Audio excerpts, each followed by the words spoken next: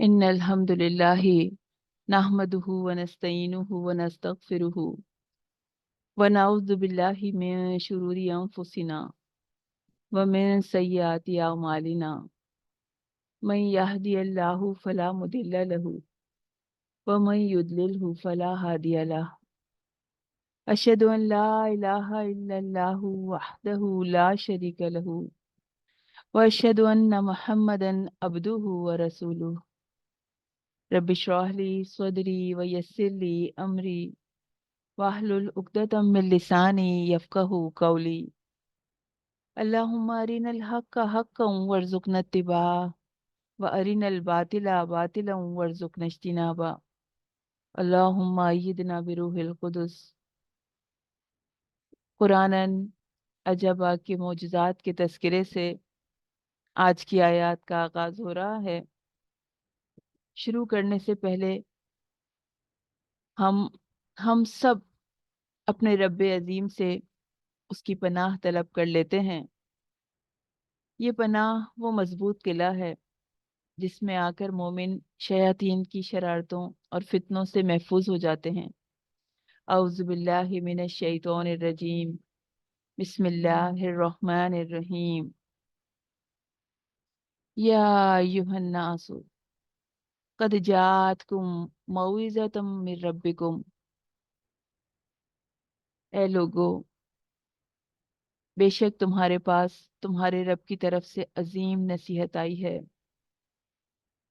ان آیات میں باری تعالیٰ یا ایھا الناس کہہ کے پکار رہے ہیں، تمام کے تمام لوگوں سے مخاطب ہیں۔ اللہ تعالیٰ علی اعلان قرآن مجید کی برکات اور صفات بیان فرما رہے ہیں۔ یا ایھا الناس قد جاءتکم موعظۃ، قد ویریفیکیشن کے لیے ہے کہ اے لوگو، ازل سے لے کے ابد تک آنے والے لوگوں کو مخاطب کیا جا رہا ہے، مجھ کو اور آپ کو ایڈریس کیا جا رہا ہے۔ اس کلام کو اتارنے والے، نازل کرنے والے رب خود ہمیں کنفرم کر رہے ہیں، ہمیں بتا رہے ہیں کہ بے شک تمہارے پاس تمہارے رب کی طرف سے عظیم نصیحت آئی ہے۔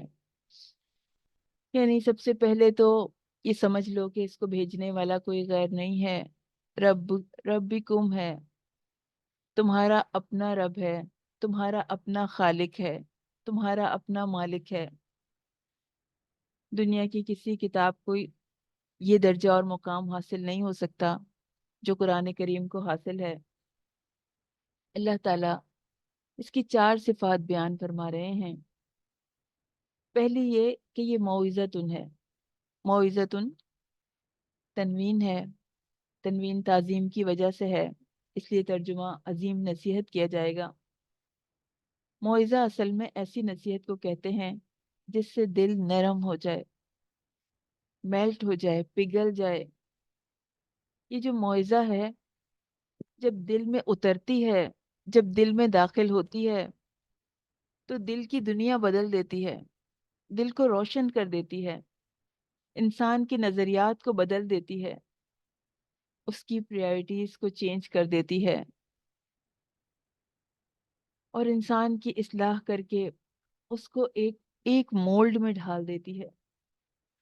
اور اس کی دوسری صفت بیان کی گئی، وَشِفَاءٌ لِمَا فِی الصُّدُورِ، یہ دلوں کی بیماریوں کے لیے شفا ہے، جسمانی اور روحانی دونوں طرح کی بیماریوں کے لیے شفا ہے۔ دنیا کی جو بیماریاں ہیں جو انسان کو تکلیف پہنچاتی ہیں، سب کے لیے فائدہ دینے والی ہے۔ حضرت عائشہ رضی اللہ تعالیٰ عنہ سے روایت ہے کہ رسول اللہ صلی اللہ علیہ وسلم ایک مرتبہ حضرت عائشہ رضی اللہ تعالیٰ عنہ کے پاس آئے تو دیکھا ایک عورت ان کا علاج کر رہی ہے، تو آپ نے فرمایا کہ قرآن سے علاج کیا کرو۔ سورہ فاتحہ کا مریض پر دم کرنا یہ بھی علاج ہے، اس کے علاوہ قرآن بھی شفا ہے۔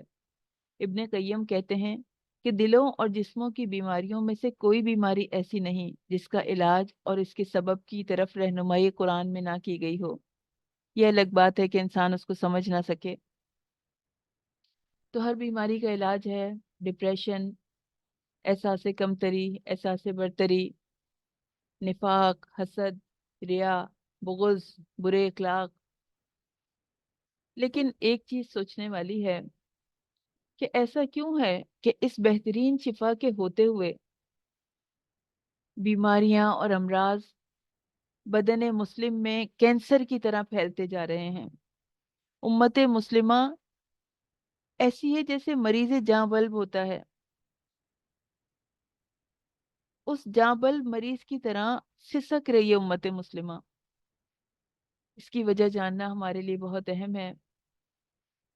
مولانا عبید اللہ سندھی نے اپنی کتاب میں لکھا کہ مریض ہو اور دوا ہو اور مرض پھر بھی نہ جاتا ہو تو اس کی یہ وجہ ہو سکتی ہے کہ دوا کا استعمال نہیں کیا جاتا، یا اگر کیا جاتا ہے تو غلط طریقے سے کیا جاتا ہے، کیونکہ دوا اس وقت نفع پہنچاتی ہے جب وہ صحیح طریقے سے استعمال کی جائے۔ تو ہماری تباہی کے یہی دو راستے ہیں، یہی دو اسباب ہیں۔ مسلم قوم کا ایک بڑا طبقہ تو قرآن مجید سے بالکل ہی دور ہے، محروم ہے، تو اس کے متعلق تو کسی قسم کی بحث کی ضرورت ہی نہیں ہے کہ اگر وہ خراب حالت میں ہیں تو اس میں کوئی حیرت کی بات ہی نہیں ہے، کیونکہ انہوں نے قرآن کی تریاق کو، قرآن کی دوا کو استعمال ہی نہیں کیا، تو شفا کا سوال ہی نہیں پیدا ہوتا۔ اور مسلم قوم کا دوسرا طبقہ وہ بھی اس کے فائدوں سے محروم ہے، کیونکہ دوا کو استعمال کرنے کا طریقہ غلط ہے۔ اگر اگر چشمے سے پانی بہہ رہا ہو اور ہونٹ لگائے ہی نہ جائیں تو ہونٹ تر کیسے ہوں گے؟ قرآن کے نسخہ شفا کی تاثیر، اس کے کمالات، اس سے تو کتنی ہی مہلک ترین امراض کو شفا مل چکی ہے، کتنی ہی قومیں اس سے صحت پا چکی ہیں اور ترقی اور عروج کے بلند درجوں پر فائز ہو چکی ہیں۔ جب بھی کوئی طبیب، کوئی ڈاکٹر نسخہ لکھتا ہے تو 7 طریقہ استعمال بھی ضرور بتاتا ہے۔ تو قرآن کی تعلیم کا طریقہ بھی اللہ تعالیٰ نے بتا دیا ہے۔ آج آج پھر دوبارہ سے اس چشمہ ہدایت کو جب اللہ تعالیٰ کی ہدایت کے مطابق استعمال کیا جائے گا تو پھر اہل جہاں اس سے فائدہ حاصل کریں گے، فیض یاب ہوں گے اور برسوں کے بیمار شفا پائیں گے۔ وحی کی بارش دلوں پہ برسے گی تو کتنے پیاسے لب والے سیراب ہوں گے، کتنے بے قرار دلوں کو قرار آئے گا۔ اللہ تعالیٰ فرماتے ہیں، سورہ بنی اسرائیل آیت 82 ہے کہ ہم قرآن میں سے تھوڑا تھوڑا نازل کرتے ہیں جو ایمان والوں کے لیے سراسر شفا اور رحمت ہے، اور ظالموں کو خسارے کے سوا کسی چیز میں زیادہ نہیں کرتی یہ آیات۔ سورہ توبہ کی آیت 125 ہے، اور رہے وہ لوگ کہ جن کے دلوں میں بیماری ہے تو اس نے ان کو ان کی گندگی کے ساتھ اور گندگی میں زیادہ کر دیا، اور وہ اس حال میں مرے کہ وہ کافر ہیں۔ جو کفر کی صورت میں یہ دوا کام نہیں آتی ہے۔ حامیم سجدہ کی آیت 44 ہے کہ کہہ دیجئے کہ قرآن ان لوگوں کے لیے جو ایمان لائے ہدایت ہے، یعنی اس سے فائدہ وہ اٹھائیں گے جو ایمان لائے، ان کے لیے ہدایت ہے اور شفا ہے، اور وہ لوگ جو ایمان نہیں لاتے ان کے کانوں میں بوجھ ہے، اور یہ ان کے حق میں اندھا ہونے کا باعث ہے۔ تو ایمان نہیں ہے تو اس سے فائدہ نہیں ہوگا۔ ایمان کے ساتھ اس کو پڑھنا، سمجھنا، اس پہ غور کرنا، اس کو دل میں اتارنا فائدہ دے گا۔ کفار کو اس سے سینے کی بیماریوں میں شفا حاصل نہیں ہوگی۔ پھر تیسری صفت بتائی گئی ہے، وہدن، ہدن نرمی اور مہربانی کے ساتھ راستہ بتانا، رہنمائی کرنا۔ تو زندگی کے ہر معاملے میں رہنمائی کرنے والی کتاب ہے۔ چوتھی صفت رحمتن، جو لوگ اس ہدایت کو قبول کر لیں گے، مومنین، ایمان والے جو اس ہدایت کو قبول کر لیں گے، ان کے لیے دنیا اور آخرت میں ابدی رحمت کی ضمانت ہے۔ ورحمت للمومنین۔ پھر اللہ تعالیٰ فرما رہے ہیں، قل، کہہ دیجئے، بفضل اللہ، اللہ کے فضل سے، وبرحمتہ، اور اس کی رحمت سے، اس کی مہربانی سے، فَبِذَالِكَ فَلْيَفْرَحُوا، تو چاہیے کہ وہ خوشیاں منائیں، یعنی یہ چیز ہے جس پر کہ خوش ہونا چاہیے. فَبِذَالِكَ پہلے آیا ہے تو اس سے حسر بھی پیدا ہو گیا کہ صرف یہی چیز، یہی اصل خوشی کی چیز ہے، باقی تمام چیزیں تو فانی ہیں، سراسر دھوکہ ہیں. تو جس کو قرآن سے کنیکٹ ہونے کا موقع مل گیا، جس کو قرآن سے فائدہ اٹھانے کا موقع مل گیا، جس نے قرآن ہاتھ میں تھام لیا، وہ اس موقع پہ خوشیاں منائے. اسے چاہیے کہ وہ اس کے لیے خوشیاں منائے. اور اس کے علاوہ اللہ تعالیٰ نے ہمیں کتنی نعمتیں عطا کی، لیکن اللہ تعالیٰ نے ہمیں ان میں سے کسی نعمت پہ یہ نہیں کہا کہ اس نعمت پہ تم خوشیاں مناؤ، اتنی بے شمار نعمتوں میں. لیکن اس کے بارے میں اللہ تعالیٰ کہہ رہے ہیں کہ تم لوگوں کو چاہیے کہ اس پہ خوشیاں مناؤ، اس پہ جشن مناؤ. ہوا خیر مما یجمعون، یہ دنیا کی ہر چیز سے بہتر ہے جو وہ جمع کرتے ہیں. جو سارا ساز و سامان وہ جمع کر رہے ہیں، مال و دولت وہ جمع کر رہے ہیں، یہ ان سب سے بہتر ہے. تو دل کے پیالے میں جتنی آیات جمع کر سکتے ہو، جتنا اس قرآن کو جذب کر سکتے ہو وہ جمع کر لو، جتنی طاقت تم رکھتے ہو. تو سب سے بہترین نعمت ہے قرآن. فرمایا کہ جو کچھ تمہارے پاس ہے وہ ختم ہو جائے گا، اور جو کچھ اللہ کے پاس ہے وہ باقی رہنے والا ہے، تمہارے ساتھ جانے والا ہے. قبر میں، آخرت میں تمہیں تنہا نہیں چھوڑے گا یہ قرآن. قرآن سب سے بہترین نعمت ہے، وہ نعمت جس پہ چاہیے کہ خوشیاں منائیں. پھر فرمایا قل، کہہ دیجئے، ارائیتم، کیا تم نے دیکھا، ما انزل اللہ لکم، کہ تمہارے لیے اللہ نے کیا اتارا ہے، من رزق، رزق میں سے. پھر تم نے اس میں سے کچھ حرام اور کچھ حلال بنا لیا. اللہ نے رزق اتارا تھا، اللہ نے نعمتیں دی تھیں، لیکن انسان نے ان میں سے کچھ نعمتوں کو حرام کر لیا اور کچھ حلال کر لیا. تو اللہ تعالیٰ کہہ رہے ہیں کہہ دیجئے، کیا اللہ نے تمہیں اس کی اجازت دی تھی، یا تم اللہ پر جھوٹ باندھ رہے ہو؟ تو اپنی خواہشات سے حرام کو حلال کر لینا یا حلال کو حرام کر لینا افطراء علی اللہ ہے، اللہ پر جھوٹ باندھنا ہے، اللہ پر بہتان باندھنا ہے. ابن کثیر فرماتے ہیں کہ اس آیت میں ان لوگوں کے لیے بہت سخت تنبیہ ہے، بہت سخت وارننگ ہے جو فتویٰ صادر کرنے کے لیے کرسیوں پر بیٹھ جاتے ہیں اور حلال اور حرام کو جائز اور ناجائز کے فتوے صادر کر دیتے ہیں کہ جو چیز اللہ نے حلال کر دی اس کو حرام قرار دے دیا، حالانکہ وہ قرآن اور حدیث کا علم نہیں رکھتے. ذکر پھر قرآن کی طرف مڑ رہا ہے.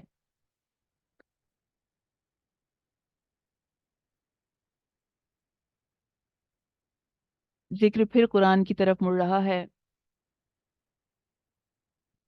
وَمَا تَكُونُوا فِي شَأْنٍ، اور تم کسی بھی حال میں ہوتے ہو، یعنی تم کسی بھی حال میں نہیں ہوتے. وَمَا تَتْلُو مِنْهُ مِنْ قرآن، اور نہ اس کی طرف سے آنے والے قرآن میں یعنی کچھ پڑھتے ہو. اس آیت کے شروع میں دو صیغے ہیں، تکونو اور تتلو. واحد مذکر حاضر کے ہیں، یعنی ایک شخص کو خطاب کیا جا رہا ہے، اللہ کے نبی کو. اور پھر اس کے بعد دو صیغے ہیں، تعملونا اور تفیدونا. یہ جمع مذکر حاضر کے صیغے ہیں جس کے معنی ہے یعنی تم سب کو مخاطب کیا جا رہا ہے، ہم سب کو مخاطب کیا جا رہا ہے. تو یہ دونوں الفاظ میں، شروع کے دونوں الفاظ میں خطاب اللہ کے نبی سے ہے، اور پھر سب لوگوں کو اس میں شامل کر لیا گیا، اس لیے جمع کے صیغے لائے گئے. تو اللہ تعالیٰ فرما رہے ہیں کہ لوگوں میں سے کوئی بھی کسی حال میں بھی ہو، قرآن پڑھ رہا ہو، قرآن کا ذکر خاص طور پہ کیا گیا، قرآن پڑھ رہا ہو یا کوئی بھی عمل کر رہا ہو، اللہ تعالیٰ اس پر شاہد ہوتا ہے، اس کو دیکھ رہا ہوتا ہے، اس پہ گواہ ہوتا ہے. قرآن کی تلاوت کرنے والا، اللہ تعالیٰ اس کو بغور دیکھتے ہیں، اس کی نیت کو دیکھتے ہیں، اس کی دلچسپی کو دیکھتے ہیں، اس کی محبت، اس کی محبیت کو دیکھتے ہیں، اس کے عمل کو اللہ تعالیٰ باریکی سے دیکھ رہے ہوتے ہیں کہ اس کی دل کی کیفیت کیسی ہے جب وہ قرآن پڑھ رہا ہے اور سن رہا ہے، اس کی آنکھوں کا کیا حال ہے، چہرے کے تاثرات کیسے ہیں، یہ صرف کانوں تک محدود ہے یا دل میں اتر رہا ہے، صرف ثواب کی نیت سے سننے بیٹھے ہیں یا ہدایت بھی پانا چاہتے ہیں۔ اور بڑی تسلی ہے ان لوگوں کے لیے جو قرآن سے کنیکٹڈ ہیں، جنہوں نے قرآن کو تھام رکھا ہے، جو قرآن کو دلوں میں جذب کرنے والے ہیں کہ اللہ تمہیں دیکھ رہا ہے، تمہارے ساتھ ہے۔ تو ہم بھی ذرا سوچیں، اس وقت ہم جب اس کی کتاب پڑھ رہے ہیں، اپنے رب کی کتاب، تو ہمارا رب ہمیں دیکھ رہا ہوگا ہماری ساری کیفیات کے ساتھ، وہ ہمیں دیکھ رہا ہوگا۔ اور ذکر کرنے والوں کے ساتھ تو ویسے بھی ان کا رب ہوتا ہے۔ ذراتن سب سے چھوٹی چونٹی کو کہتے ہیں، اور جو جو ہوا کے اندر جو باریک باریک پارٹیکلز ہوتے ہیں، جب کبھی روشنی پڑے تو وہ پارٹیکلز نظر آتے ہیں، وہ بھی ذرات ہیں۔ تو اللہ تعالیٰ فرما رہے ہیں کہ زمین ہو یا آسمان، ان میں سے نہ ایک ایک ذرہ برابر بھی چیز اللہ تعالیٰ سے غائب نہیں ہے، اللہ تعالیٰ سے چھپی ہوئی نہیں ہے، اور نہ اس سے چھوٹی یا بڑی کوئی چیز، بلکہ وہ سب کے سب کتاب مبین میں ہیں۔ اللہ تعالیٰ نے ان کو محفوظ کر رکھا ہے۔ اور پھر ایک تسلی دی جا رہی ہے اللہ کی طرف سے، الا ان اولیاء اللہ لا خوف علیہم ولا هم یحزنون۔ اللہ حرف تنبیہ ہے، یعنی خوب سن لو، آگاہ ہو جاؤ، بہت اہم بات ہونے والی ہے کہ اللہ کے دوستوں کے لیے کوئی خوف اور کوئی غم نہیں ہے۔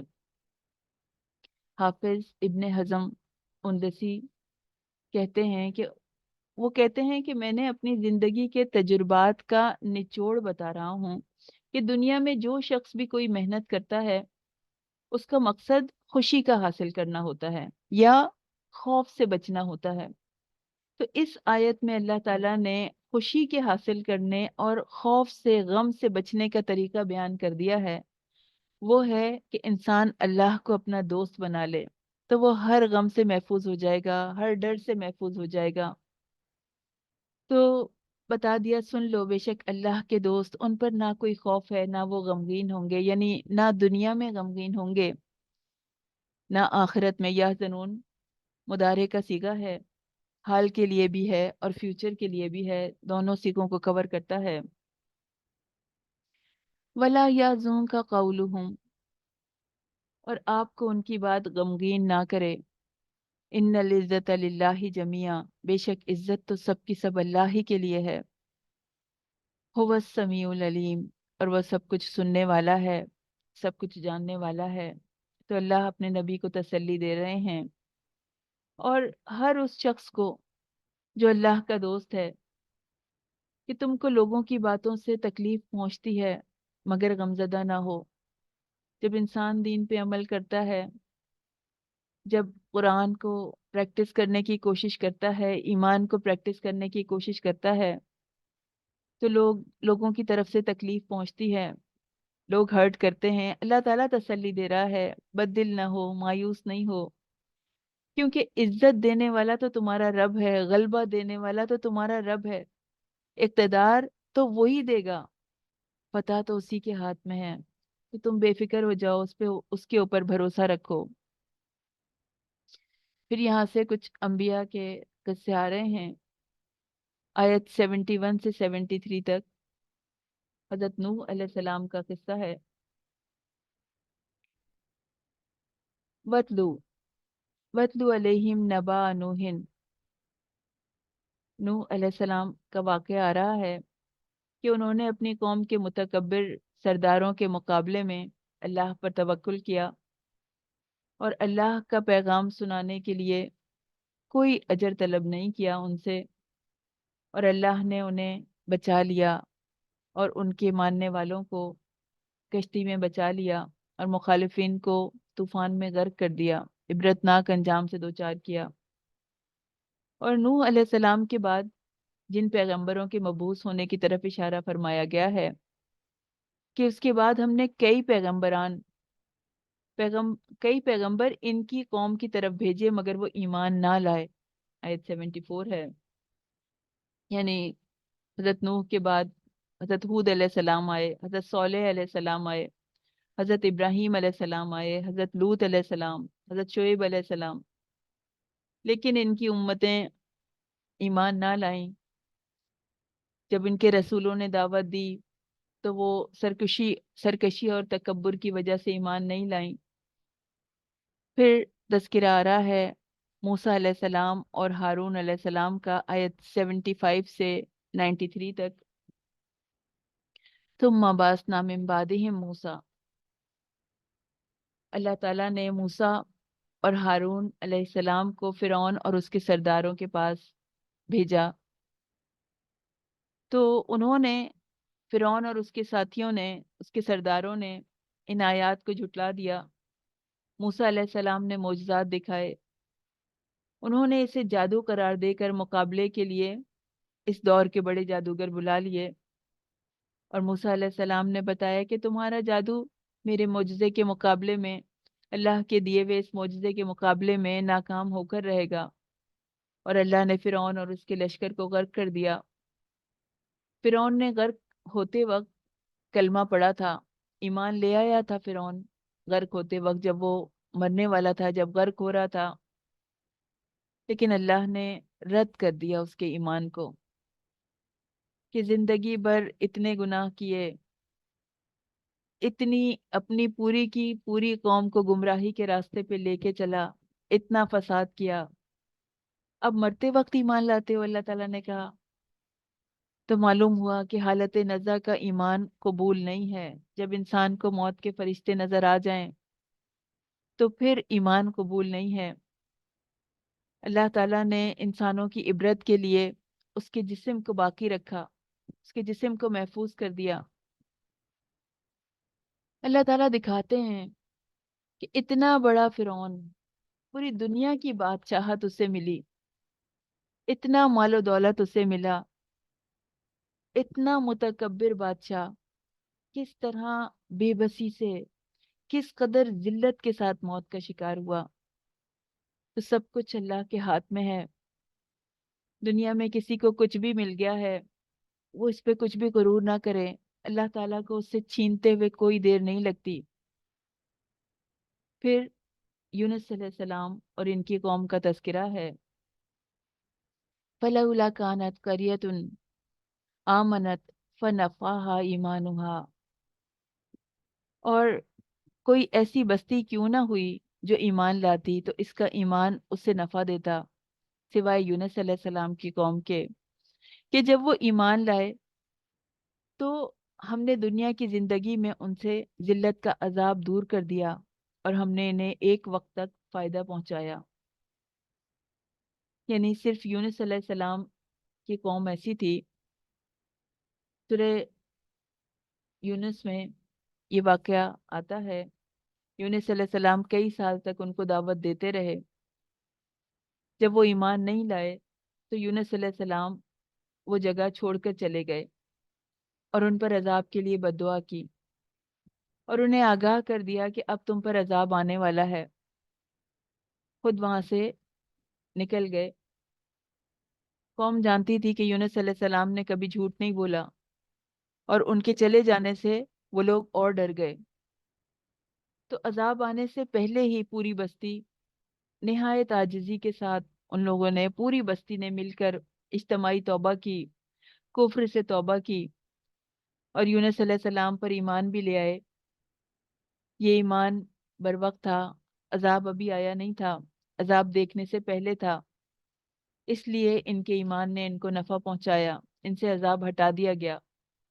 اللہ تعالیٰ نے ان کی عمر اور بڑھا دی اور ایک عرصے تک ان کو دنیا کی زندگی سے فائدہ اٹھانے کا موقع دیا۔ تو یونس علیہ السلام کی قوم نے توبہ کی تو ان سے عذاب ہٹا دیا گیا۔ توبہ سے عذاب ہٹا دیے جاتے ہیں۔ انسان جب اپنے ایمان کو بوسٹ کرتا ہے تو اللہ تعالیٰ مشکلات ہٹا دیتے ہیں، زندگی سے عذاب ہٹا دیتے ہیں، تکالیف ہٹا دیتے ہیں۔ صرف سمجھنے کی دیر ہے۔ 12واں پارہ شروع ہو رہا ہے، سورہ ہود ہے۔ سورہ ہود میں 123 آیات ہیں اور 2140 ورڈز ہیں and 7712 لیٹرز ہیں، اور اس میں 10 رکوع ہیں۔ بتایا جا رہا ہے وَمَا مِن دَابَّةٍ فِي الْأَرْضِ، اور زمین پر کوئی چلنے پھرنے والا نہیں، إِلَّا عَلَى اللَّهِ رِزْقُهَا، مگر اس کا رزق اللہ پر ہے، اللہ کے ذمے ہے۔ تو اللہ کے کامل علم کا انٹروڈکشن کروایا جا رہا ہے۔ ہر جاندار، چاہے وہ عورت ہو، مرد ہو، یا مذکر ہو یا مؤنث ہو، عاقل ہو غیر عاقل ہو، سب پر دابت ان کا لفظ بولا جاتا ہے، سب دابت ان میں آتے ہیں۔ تو ہر جاندار کو اللہ تعالیٰ کے ہاں سے روزی پہنچ رہی ہے۔ اگر اللہ تعالیٰ کا علم اس قدر وسیع نہ ہوتا تو وہ سب کے لیے روزی کا بندوبست کیسے کرتا؟ انسان تو ان مخلوقات کو کاؤنٹ بھی نہیں کر سکتا جو اللہ کی مخلوقات ہیں۔ تو لیکن اس آیت کا یہ مطلب نہیں ہے کہ رزق اللہ کے ذمے ہے تو انسان اس کی کمائی نہ کرے، اس کو تلاش نہ کرے، کہ بس اپنے آرام سے بیٹھ جائے اور کہے کہ ہاں جو اللہ تعالیٰ نے مجھے جو لقمہ میرے نصیب میں لکھا ہوگا وہ مجھے مل جائے گا۔ یہ اس کا مطلب نہیں ہے۔ رزق کے خزانے اللہ کے ہاتھ میں ہیں، مگر انسان کو محنت کرنے کا حکم دیا گیا ہے، اسے اسباب اختیار کرنے کا حکم دیا گیا ہے، اور پھر اللہ پہ بھروسہ کرے، توکل کرے اللہ پر۔ کیونکہ کیونکہ اگر اللہ نہ چاہے تو تمام اسباب کے باوجود بھی ایسا ہو سکتا ہے کہ بندہ رزق سے محروم رہے، اور وہ چاہے تو اسباب کے بغیر بھی روزی دے دے، مگر طریقہ یہ بتایا گیا ہے کہ اس کی رزق کی تلاش کرو۔ عمر بن خطاب رضی اللہ تعالیٰ عنہ سے روایت ہے کہ رسول اللہ صلی اللہ علیہ وسلم نے فرمایا کہ اگر تم اللہ پر توکل کرو گے جیسا کہ اس پر توکل کرنے کا حق ہے، تو یقیناً تمہیں وہ اسی طرح رزق دے گا جیسے پرندوں کو دیا جاتا ہے، کہ وہ صبح نکلتے ہیں تو خالی پیٹ ہوتے ہیں اور شام کو آتے ہیں تو ان کے پیٹ بھرے ہوئے ہوتے ہیں۔ تو اور پھر آگے فرمایا وَيَعْلَمُ، اور وہ جانتا ہے مستقرہا۔ مستقرہا دو باتیں بتائی جائیں، مستقرہا و مستودہا۔ مستقر، اللہ تعالیٰ وہ تمام جگہیں جانتا ہے جہاں انسان نے کچھ مدت کے لیے ٹھہرنا ہے، کہ چاہے وہ ماں کا رحم ہو، انسان کا اپنا گھر ہو، یا یہ کہ انسان کو کس علاقے میں، کس شہر میں، کس ملک میں کتنا ٹھہرنا ہے، یہ لکھا ہوا ہے انسان کی تقدیر میں۔ اللہ تعالیٰ جانتا ہے کہ کتنی کتنی مدت اسے وہاں ٹھہرنا ہے، اور اللہ تعالیٰ وہ جگہ بھی جانتا ہے وہ مستودع، کہ وہ جگہیں جہاں پہ انسان کو سپرد کیا جائے گا، جہاں وہ مرنے کے بعد سپرد کیا جائے گا، چاہے وہ زمین میں کھودی ہوئی جگہ ہو، وہ کوئی قبر ہو، کہ اس کو کہاں موت آئے گی، وہ کہاں دفنایا جائے گا۔ کبھی ایسا ہوتا ہے کہ ازدہ انسان کو سالم نگل جاتے ہیں، تو یہ بھی ریٹن ہے، یہ بھی لکھا ہوا ہے کہ کوئی مرنے کے بعد بھی کہاں سونپا جائے گا۔ تو جو جگہ بھی اللہ تعالیٰ نے قیامت تک اس کے سپرد ہونے کے لیے لکھی ہے وہ اللہ تعالیٰ جانتا ہے، اور پھر قیامت کے بعد زندہ ہو کر اس کو دوزخ کے سپرد کیا جائے گا یا جنت کے سپرد کیا جائے گا، یہ بھی اللہ تعالیٰ جانتے ہیں۔ پھر فرمایا جا رہا ہے وَهُوَ الَّذِي خَلَقَ السَّمَاوَاتِ وَالْأَرْضَ فِي سِتَّةِ أَيَّامٍ، اور وہی ہے جس نے آسمانوں اور زمین کو 6 دنوں میں پیدا کیا۔ اللہ کی قدرت کاملہ کا انٹروڈکشن کرایا جا رہا ہے کہ اس کائنات کی تخلیق بھی، اس کا پیدا کرنا بھی اس کی قدرت کاملہ کا نتیجہ ہے۔ اس نے آسمانوں اور زمین کو 6 دنوں میں پیدا کیا ہے۔ وہ کلمہ کن سے ایٹ اے ٹائم بھی پیدا کر سکتا تھا، لیکن اس کی حکمت کا تقاضا یہ تھا کہ اس کو اسٹیج بائی اسٹیج، ایک ایک مرحلے کے بعد پیدا کیا جائے۔ وَكَانَ عَرْشُهُ عَلَى الْمَاءِ، اور اس کا عرش پانی پر تھا۔ یعنی اس آیت سے پتہ چلتا ہے کہ آسمان اور زمین کو پیدا کرنے سے پہلے اللہ تعالیٰ کا عرش پانی پر تھا۔ تو پھر سب سے پہلے اللہ تعالیٰ نے کس چیز کو پیدا کیا؟ آپ صلی اللہ علیہ وسلم سے پوچھا گیا تو رسول اللہ صلی اللہ علیہ وسلم نے فرمایا، بخاری کی یہ حدیث ہے، وَكَانَ عَرْشُهُ عَلَى الْمَاءِ کی 7418 اس کا نمبر ہے، کہ سب سے پہلے اللہ تعالیٰ تھے اور اس سے پہلے کوئی چیز نہیں تھی۔ اللہ کا عرش پانی پر تھا، پھر اس نے آسمان اور زمین کو پیدا کیا اور ذکر لوح محفوظ میں ہر چیز لکھ دی۔ لکھی کس کے ذریعے گئی؟ صحیح احادیث ہے جس سے اس پہ روشنی پڑتی ہے۔ ابو داؤد میں یہ حدیث ہے باب فی القدر میں، کہ بے شک اللہ تعالیٰ نے سب سے پہلے جس چیز کو پیدا کیا، یعنی اس عالم میں، اس کائنات میں جو چیز سب سے پہلے پیدا کی گئی وہ قلم تھا۔ تو جب قلم کو اللہ تعالیٰ نے پیدا کیا تو اس سے کہا کہ اکتب، لکھ۔ اس نے کہا کہ اے میرے رب میں کیا لکھوں؟ فرمایا قال اکتب مقادیر کل شیء، ہر چیز کی تقدیر کو لکھو۔ سب کی تقدیریں قلم کے ذریعے سے لوح محفوظ میں لکھی گئیں۔ پھر فرمایا، آیت نمبر 9 ہے، اور یقیناً اگر ہم انسان کو اپنی طرف سے کوئی رحمت چکھائیں اور پھر اسے اس سے چھین لیں تو بے شک وہ یقیناً نہایت نا امید ہو جاتا ہے اور بے حد ناشکرا ہوتا ہے۔ تو انسان میں یہ کمزوری ہے کہ صرف رحمت کو جب چکھ لیتا ہے، اللہ کی نعمتوں کو جب نعمتیں مل جاتی ہیں اس کو، اور اس کے بعد اگر نعمت چھین لی جائے تو وہ اللہ تعالیٰ کی ساری نعمتیں بھول جاتا ہے اور آئندہ کے لیے بھی تمام نعمتوں سے نا امید ہو جاتا ہے، اور پرانی جو اللہ تعالیٰ نے اس کو نعمتیں دی تھیں اور ابھی جو اس کے پاس اتنی ساری اس نعمت کے علاوہ جو نعمتیں ہیں وہ اس کو یاد نہیں رہتی اور وہ ناشکری کرنے لگتا ہے، نعمت کا انکار کرنے لگتا ہے۔ اور بے شک اگر ہم اس سے کوئی نعمت چکھائیں کسی تکلیف کے بعد جو اسے پہنچی ہو تو یقیناً ضرور کہے گا کہ سب تکلیفیں مجھ سے دور ہو گئیں۔ بلا شبہ وہ یقیناً بہت پھولنے والا، بہت فخر کرنے والا ہے۔ اللہ تعالیٰ کہہ رہے ہیں کہ جب ہم تکلیف کے بعد اس کو کسی نعمت کا مزہ چکھاتے ہیں، کوئی نعمت دوبارہ اسے دے دیتے ہیں تو وہ پھولنے لگتا ہے، اترانے لگتا ہے اور سمجھتا ہے کہ اب تمام مصیبتیں دور ہو گئیں، اب ساری سختیاں دور ہو گئیں۔ لیکن صابر مومن کا یہ حال نہیں ہوتا، وہ نہ راحت میں پھولتا ہے نہ مصیبت میں اپنے رب کی نعمتوں کو بھولتا ہے۔ مسلم میں حدیث ہے 2999 اس کا نمبر ہے، کہ مومن کا معاملہ عجیب ہے، اس کے لیے ہر کام میں خیر ہے، اور یہ چیز مومن کے علاوہ کسی اور کو حاصل نہیں ہے۔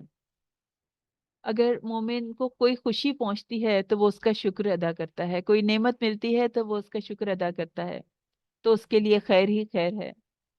اور اگر اسے کوئی تکلیف پہنچتی ہے، کوئی مصیبت پہنچتی ہے تو اس پہ صبر کرتا ہے، اور اس کے لیے بھی اس میں بہت خیر ہے۔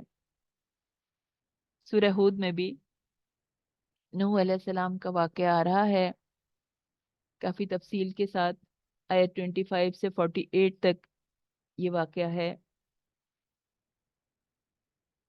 وَلَقَدْ أَرْسَلْنَا نُوحًا إِلَىٰ قَوْمِهِ، اور بلا شبہ یقیناً ہم نے نوح علیہ السلام کو ان کی قوم کی طرف بھیجا۔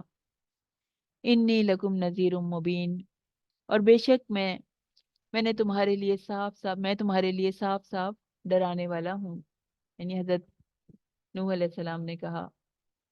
تو سبق آموز واقعہ ہے اس میں کچھ اور اینگلز کو ہائی لائٹ کیا جا رہا ہے۔ نوح علیہ السلام نے اپنی قوم کو توحید اور رسالت کی بات سمجھائی، اللہ کا پیغام پہنچایا اور بتایا کہ اگر تم نہیں مانو گے تو تم پر دردناک عذاب آئے گا۔ تو جو قوم کے سردار تھے، جو ان کی سوسائٹی کے لوگ تھے، یہ کہنے لگے آپ تو ہمارے جیسے انسان ہیں، اور آپ کے ساتھ جو لوگ ہیں جنہوں نے آپ کا دین قبول کیا ہے وہ تو بہت نچلے طبقے کے لوگ ہیں، بہت غریب لوگ ہیں۔ تو دنیا کے اعتبار سے ہمیں آپ کے اندر وہ کوئی ایسی خوبی نظر نہیں آتی کہ ہم آپ کے اوپر ایمان لے کے آئیں، بلکہ ہمیں تو آپ جھوٹے ہی لگتے ہیں۔ تو حضرت نوح علیہ السلام نے ان سے کہا کہ میں تمہیں جو اللہ کا پیغام پہنچا رہا ہوں اس پہ میں تم سے کوئی بدلہ تو طلب نہیں کرتا، کوئی معاوضہ تو میں تم سے نہیں لیتا، اور میں اپنے غریب ساتھیوں کو اپنے آپ سے جدا نہیں کر سکتا، نہ ہی میں یہ دعویٰ کر سکتا ہوں کہ میرے پاس کوئی خزانے ہیں، کہ میرے پاس بہت مال و دولت ہے، یا مجھے زمین میں چھپے خزانوں کا علم ہے، اور نہ ہی میرے پاس غیب کا علم ہے، نہ ہی میں فرشتہ ہوں۔ تو وہ سردار اقتدار میں اور مال کے نشے میں مست ہو رہے تھے، ضد اور ہٹ درمی کا مظاہرہ کرتے رہے اور عذاب کا مطالبہ کرتے رہے۔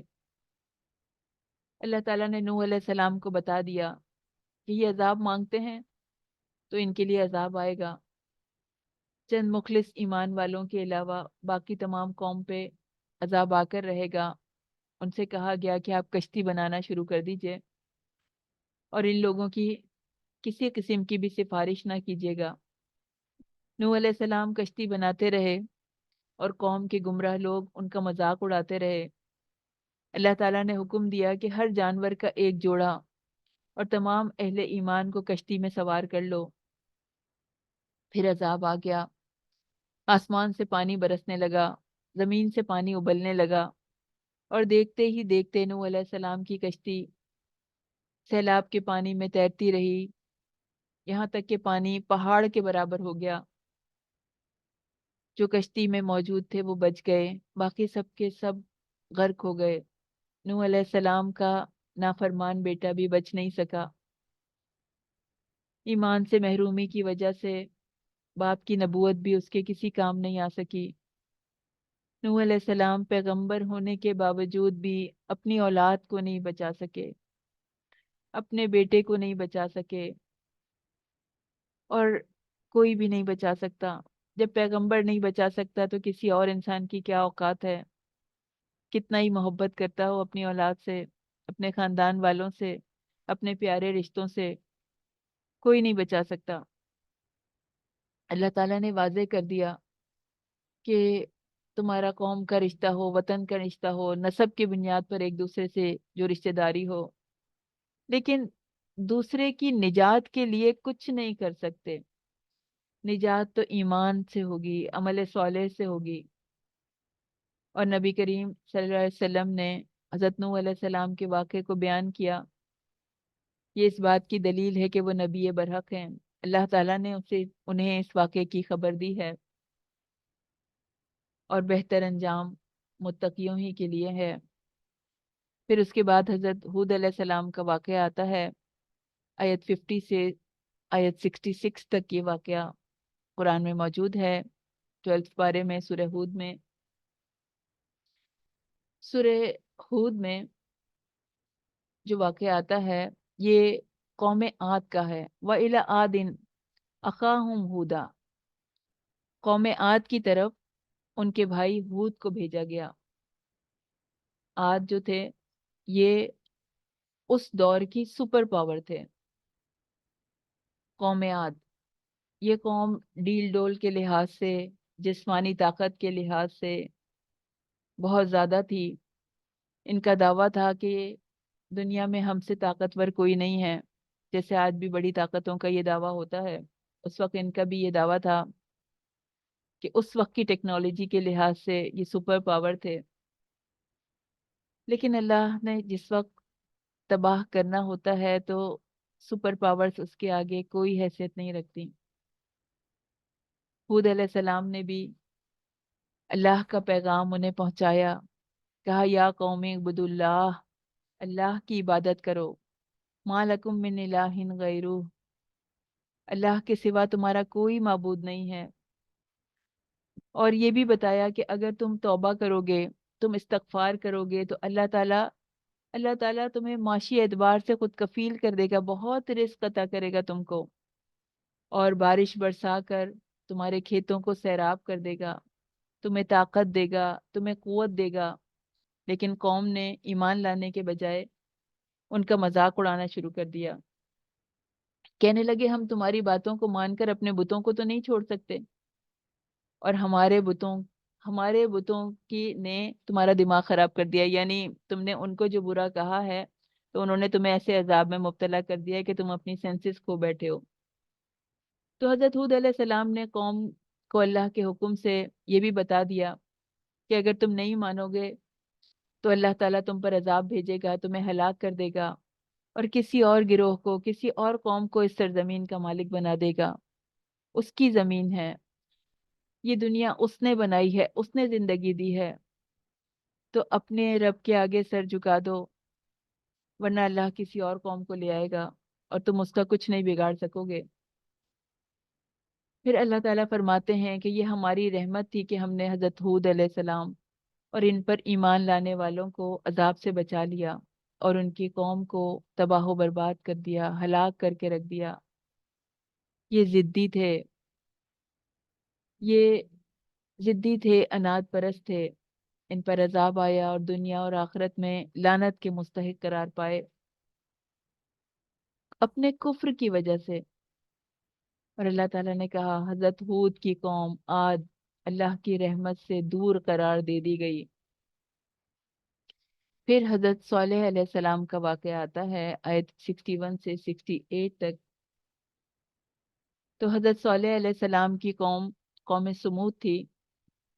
صالح علیہ السلام نے انہیں بتایا کہ تمہیں اللہ نے ہی پیدا کیا ہے اور اس زمین پر آباد کیا ہے، تو اللہ کے سامنے توبہ کرو، استغفار کرو. مگر وہ لوگ باز نہ آئے، بلکہ کہنے لگے صالح ہمیں تو آپ سے بڑی توقعات تھیں، مگر آپ نے تو ہمارے آبا کی مخالفت شروع کر دی، تو ہمیں تو آپ کی نبوت میں شک ہو گیا.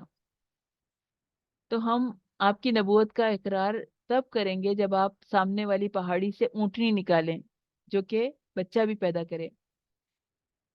تو حضرت صالح علیہ السلام نے فرمایا کہ میری قوم، میں تو دلائل کی بنیاد پر توحید کی دعوت دے رہا ہوں اور تم بیجا مطالبات کر رہے ہو. لیکن اللہ نے ان کا یہ مطالبہ بھی پورا کر دیا. کہا یہ لو تمہارے مطالبے کے مطابق یہ اونٹنی، اب تم اسے اللہ کی نشانی سمجھ کر حق کو تسلیم کر لو، لیکن اس اونٹنی کا نقصان نہ پہنچانا، ورنہ تم پر عذاب خداوندی آ جائے گا.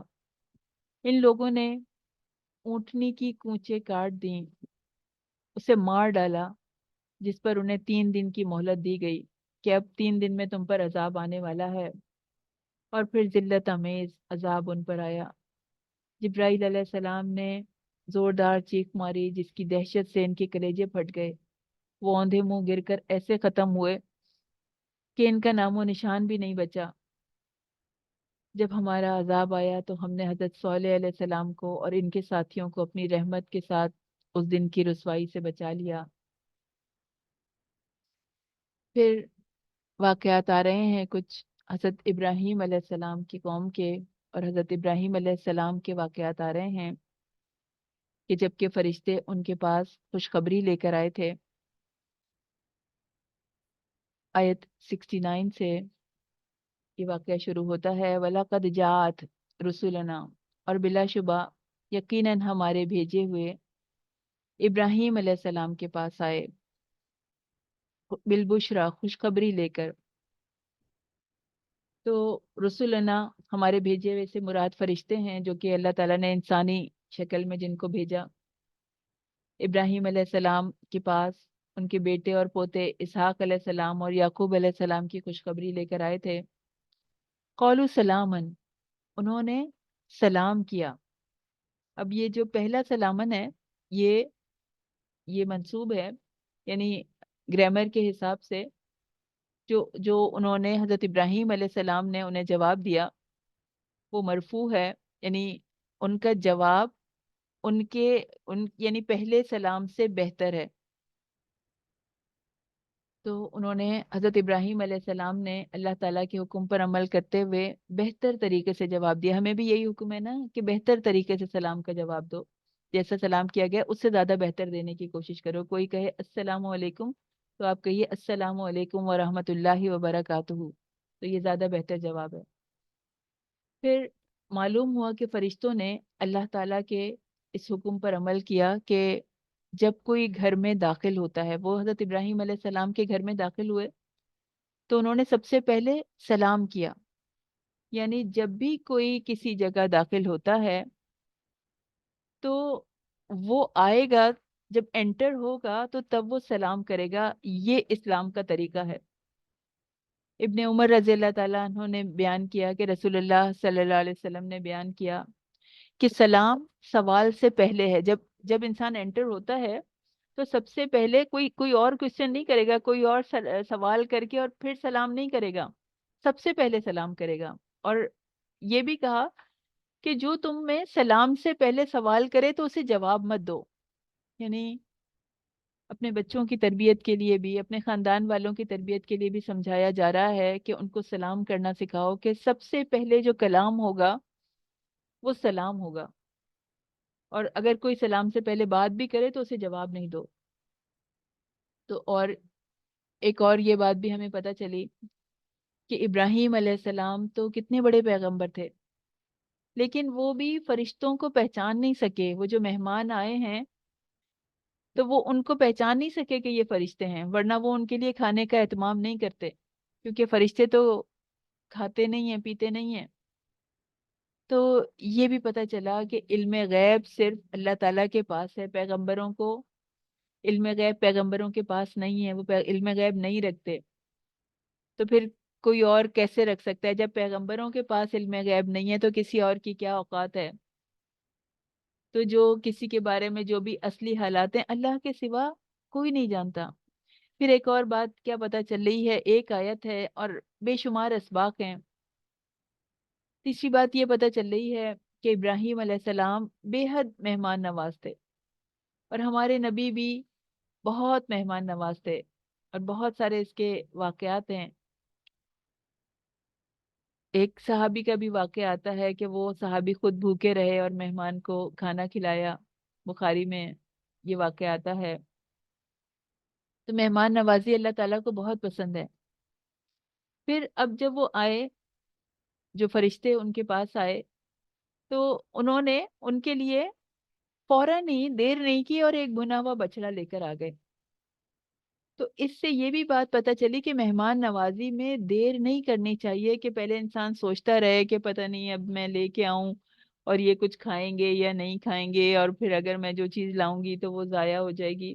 تو اتنا ان سے انویسٹیگیٹ نہ کریں، وہ خود سے نہیں کہیں گے کہ ہاں آپ میرے لیے یہ چیزیں لے آئیں، ہو سکتا ہے نہیں کہ کوئی کہہ بھی دیتے ہیں۔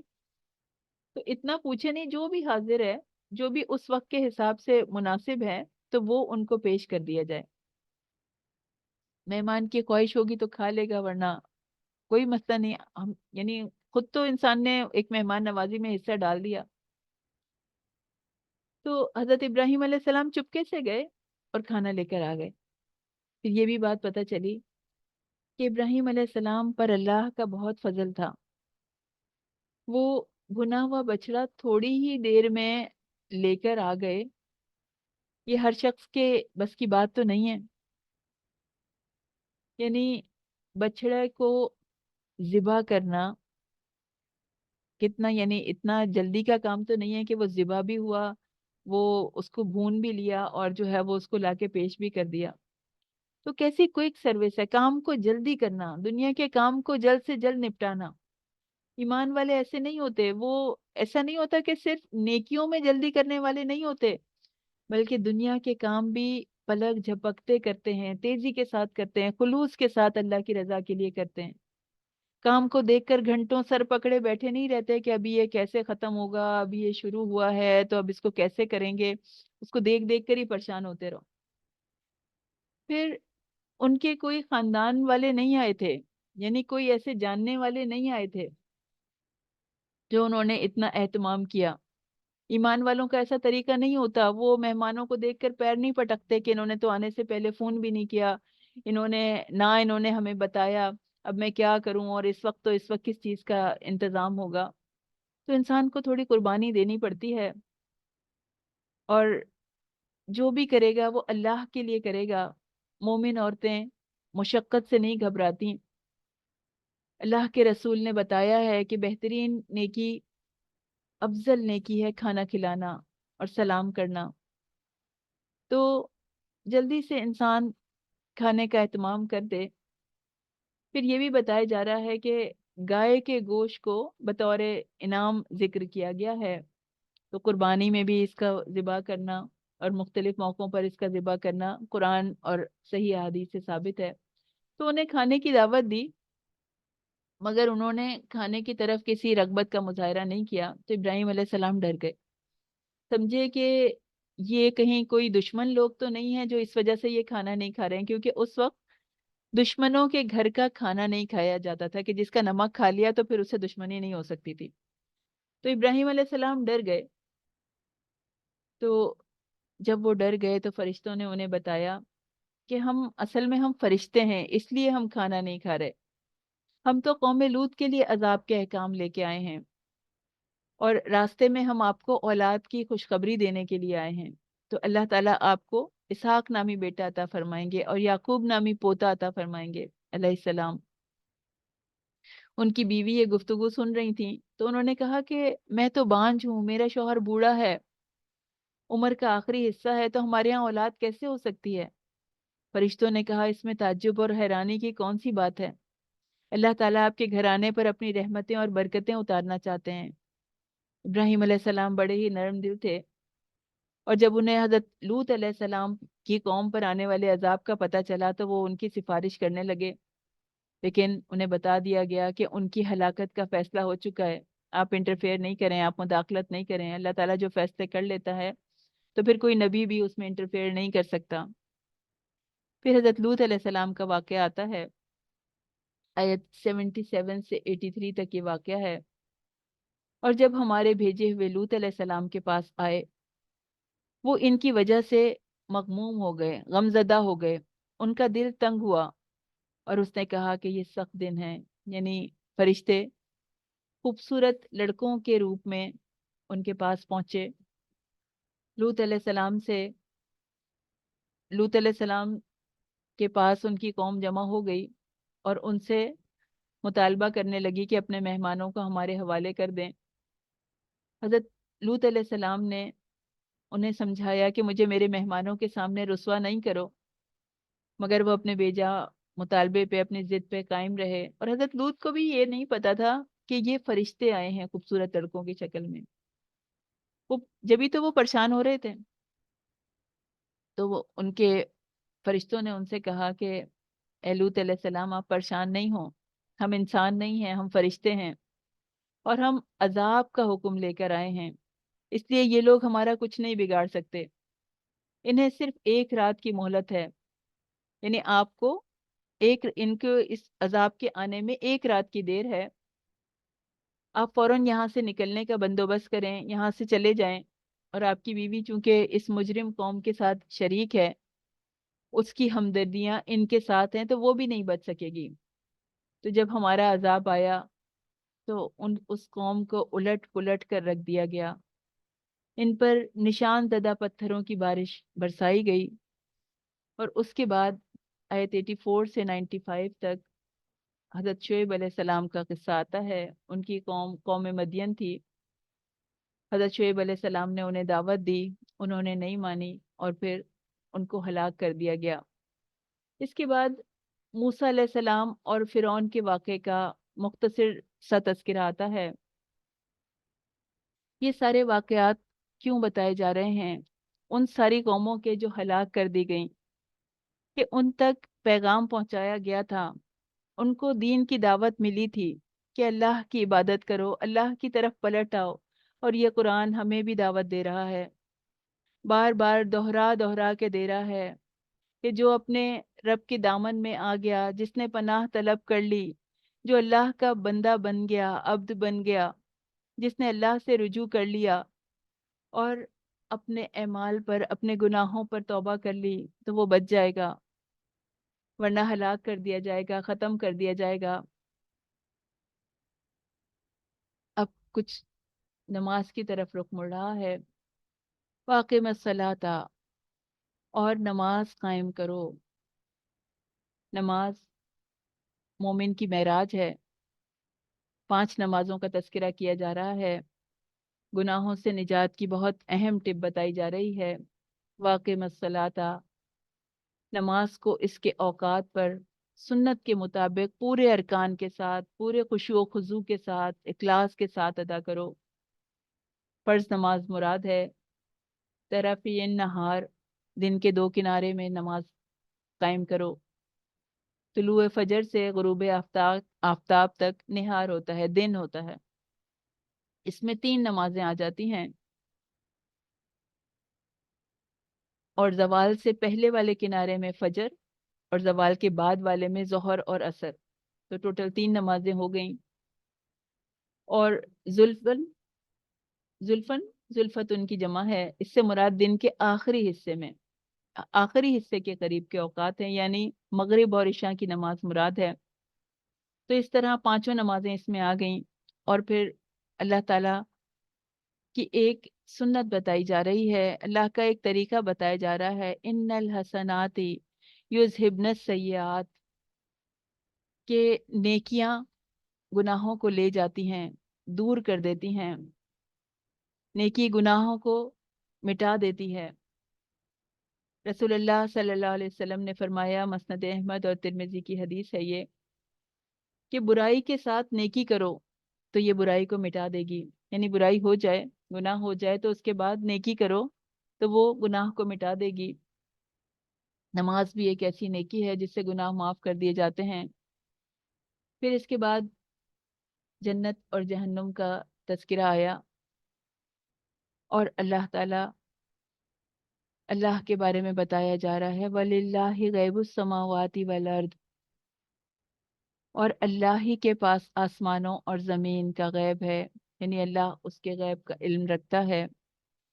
وَإِلَيْهِ يُرْجَعُ الْأَمْرُ كُلُّهُ، اور سب کے سب کام اسی کی طرف لوٹائے جاتے ہیں، تو اس کی عبادت کرو۔ وَتَوَكَّلْ عَلَيْهِ، اور اس پر بھروسہ کرو۔ وَمَا رَبُّكَ بِغَافِلٍ عَمَّا تَعْمَلُونَ، اور تمہارا رب اس سے غافل نہیں ہے جو تم کرتے ہو۔ تو اللہ آسمانوں اور زمین کے اسرار جانتا ہے، ساری پوشیدہ باتوں کا علم اس کے پاس ہے، سب کو وہیں لوٹ کر جانا ہے جہاں سے وہ آئے تھے۔ پھر اللہ ہر ایک کو اس کے عمل کا بدلہ دے گا، اس کا حساب کتاب لے گا۔ اللہ تعالیٰ بتا رہے ہیں، فَاعْبُدُوهُ، اس کی عبادت کرو، اس کی عبادت کرنے کے لیے یہ زندگی ہمیں ملی ہے۔ ساری کوششیں ہم نے، صبح سے لے کے شام تک ہماری جتنی کوششیں ہیں، پوری زندگی میں ہم نے جتنی کوششیں کی ہیں وہ اس کی نظر میں ہیں۔ کہاں ہمارے شب و روز گزرتے ہیں، کن چیزوں میں گزرتے ہیں، ہماری تمام مصروفیات اس کی نظر میں ہیں، وہ سب کچھ جانتا ہے۔ اور اسی ذکر پہ اینڈ کرتے ہیں، وآخر دعوانا والحمد للہ رب العالمین۔ اپنے پوائنٹس، اہم پوائنٹس کو دوبارہ دہرا لیتے ہیں۔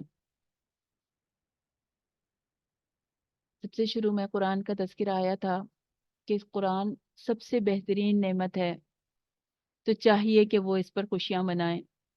ہم اللہ سے دعا کر لیتے ہیں، اللہ تعالیٰ آپ ہمیں قرآن سے کنیکٹ کر دیں، آپ ہمیں ان لوگوں میں شامل کر دیں جو کہ دنیا میں بھی قرآن سے فائدہ اٹھاتے ہیں، اور آخرت میں بھی قرآن ان کی نجات کا باعث بنے گا۔ پھر بتایا گیا کہ اپنی خواہشات سے حرام کو حلال اور حلال کو حرام ٹھہرا دینا، یہ اللہ پر بہتان باندھنا ہے۔ اللہ تعالیٰ ہمیں حرام سے بچا لیں، اللہ تعالیٰ ہم حلال کو ہمارے لیے کافی کر دیں۔ زمین ہو یا آسمان، ایک ذرہ برابر بھی چیز بھی اللہ سے چھپی ہوئی نہیں ہے۔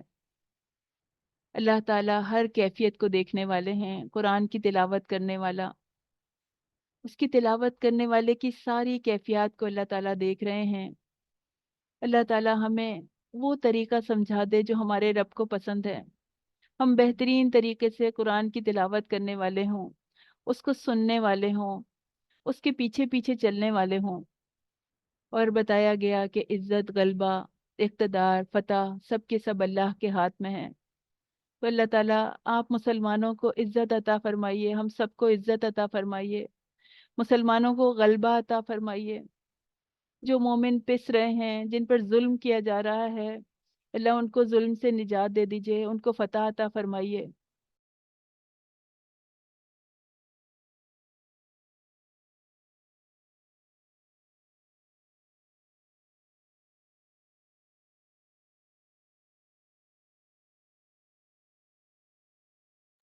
دن اور رات کے آنے جانے میں اللہ کی قدرت کی نشانیاں موجود ہیں۔ اللہ تعالیٰ ان دن اور رات کو ہمارے لیے عبادت، ہم ان میں عبادت کرنے والا بنا دے، ہمیں دن اور رات میں، دن اور رات کے حصوں میں اللہ کا حکم ماننے والا بنا دے، اور ان قدرت کی نشانیوں سے ہمیں سمجھنے والا بنا دے، ان پر غور و فکر کرنے والا بنا دے۔ ہم ان نشانیوں کو دیکھ کر اللہ کو پہچان لیں، اللہ کی معرفت ہمارے دل میں آ جائے۔ پھر بتایا گیا کہ حالت نزا کا ایمان قبول نہیں ہوتا، حالت نزا میں ایمان لانا قبول نہیں ہوتا، اللہ تعالیٰ ریجیکٹ کر دیتا ہے، اس وقت ایمان نہیں لایا جا سکتا۔ اللہ تعالیٰ ابھی ہماری زندگیوں کو بدل دے، ہمیں ایمان پہ قائم رکھ، ایمان کی زندگی دے اور ایمان پہ موت عطا فرمائے۔ ہمیں ایسے حال میں ہماری موت آئے کہ اللہ ہم سے راضی ہو، ہم اللہ سے راضی ہوں۔ اور اس سے پہلے یعنی اللہ تعالیٰ نے جب دنیا کو بنایا تھا تو اللہ کا عرش پانی پر تھا۔ اللہ رب العرش العظیم ہے، اس کی صفات بے پناہ ہیں، بس ہمارے مانگنے میں کمی ہے۔ جو مانگا جائے وہ عطا کرتا ہے۔ فرعون متکبر بادشاہ تھا، بے بسی اور ذلت کی موت مرا۔ اللہ تعالیٰ آپ ہمیں عزت کی موت دیجیے گا، اپنی رضا کی موت دیجیے گا۔ اللہ تعالیٰ ایمان پہ موت دیجیے گا۔ یونس صلی اللہ علیہ السلام کی قوم نے توبہ کی تو ان سے عذاب ہٹا لیا گیا۔ اللہ تعالیٰ ہمیں توفیق دے دے توبہ کرنے کی۔ اللہ تعالیٰ ہماری پوری قوم کو پلٹا دے اپنے رب کی طرف سے، تمام مومنوں کو پلٹا دے اپنے رب کی طرف، کہ وہ اللہ تعالیٰ سے استغفار کریں، توبہ کریں، تو جو عذاب مسلمانوں پہ مسلط ہیں وہ ہٹا دیے جائیں۔ پھر صابر مومن نہ راحت میں پھولتا ہے اور نہ مصیبت میں رب کی نعمتوں کو بھولتا ہے۔ اللہ تعالیٰ ہمیں اپنا شکر کرنے والا بنا دے۔ اللہ تعالیٰ اپنی تمام نعمتوں کا شکر ادا کرنے والا بنا دے، اور جو تکلیفیں ہیں، جو مصیبتیں ہیں، اس پہ ہمیں صبر کرنے والا بنا دے۔ اللہ تعالیٰ نے آسمان اور زمین کو 6 دنوں میں پیدا کیا ہے۔ اللہ کی بے انتہا بڑی مخلوق ہیں، لیکن اللہ کی اطاعت میں لگی ہوئی ہیں۔ اللہ تعالیٰ ہمیں بھی اپنی اطاعت میں اطاعت کرنے والا بنا دے، کہ ہمارے روز و شب اللہ کی اطاعت میں گزریں۔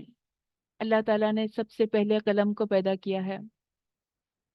اللہ تعالیٰ اس قلم کے ذریعے سے ہمیں علم حاصل کرنے والا بنا دے، اس قلم کے ذریعے سے ہمیں جہاد کرنے والا بنا دے، اور اس قلم کو ہمارے لیے باعث نجات بنا دے۔ نوح علیہ السلام کا بیٹا بھی طوفان سے بچ نہیں سکا۔ ہر ایک کو خود اپنے لیے نیک عمل کرنا ہے، تو کوئی کسی کو نہیں بچا سکے گا۔ اللہ ہماری آنکھیں اس دنیا میں کھول دے، جو رشتے ہمیں پیارے ہیں ان کو ہم اللہ تعالیٰ سے کنیکٹ کر دیں تو وہ بچ جائیں گے، ورنہ ان کو کوئی نہیں بچا سکتا۔ رزق کے تمام خزانے اللہ تعالیٰ کے ہاتھ میں ہیں۔ اللہ تعالیٰ اپنے ان خزانوں سے ہمیں عطا فرمائے۔ اللہ تعالیٰ ہمارے رزق کو بڑھا دے۔ اللہ تعالیٰ ہم سب پر، تمام مومنوں پر اپنا فضل فرمائے۔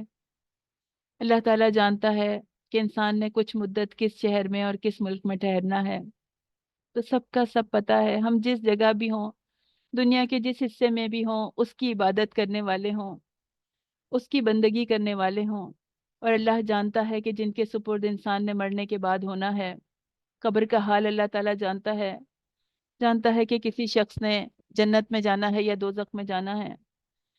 اللہ تعالیٰ جنت کو ہمارا انجام بنا دے، ہمیں جنت عطا فرما دے، اور قبر میں ہمارے لیے آسانی فرما دے، ہماری قبروں کو روشن فرما دے، ہماری قبر میں اللہ تعالیٰ ہر عذاب کو ہٹا دے۔ ربنا تقبل منا انک انت السمیع العلیم وتب علینا انک انت التواب الرحیم۔